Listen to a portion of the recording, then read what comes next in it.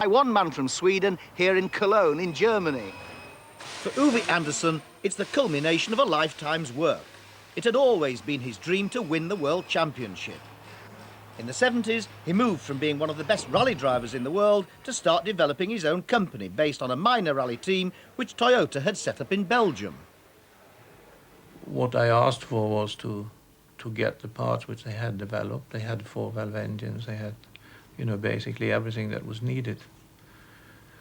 And there was a workshop, there was all the service cars and everything was in Europe already. So we could take that over and got the parts they had in Japan, and then we went off on our own. In the early 80s.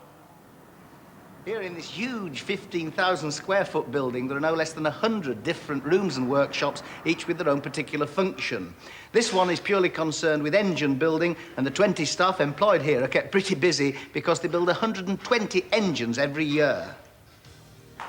And when they're not busy building engines, they're busy testing them on not one, but 2 high-tech test beds.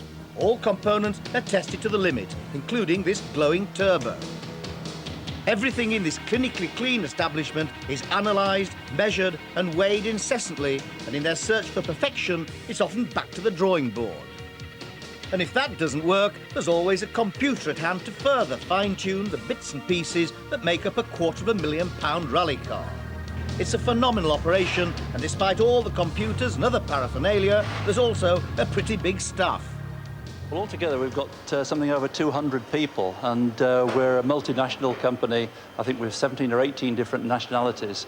We've got New Zealanders, Swedes, Poles, Czechs, French. We've got everything, but thankfully for me, they all speak English. That's the team language.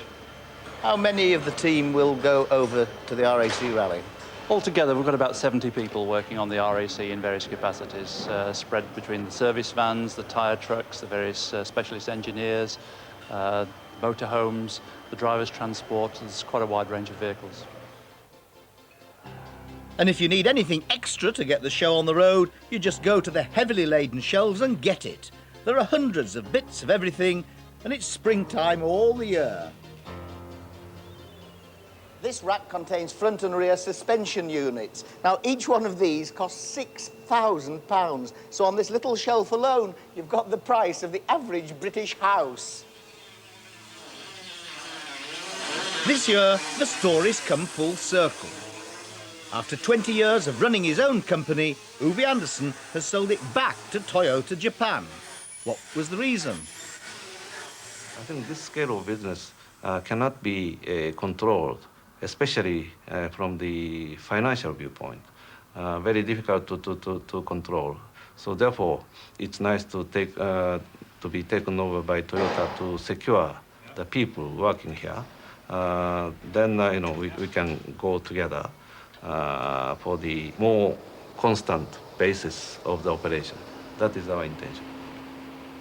If you're still in any doubt about how big this £20 million outfit is, well, they're big enough to charter a jumbo jet and take the entire team off anywhere in the world.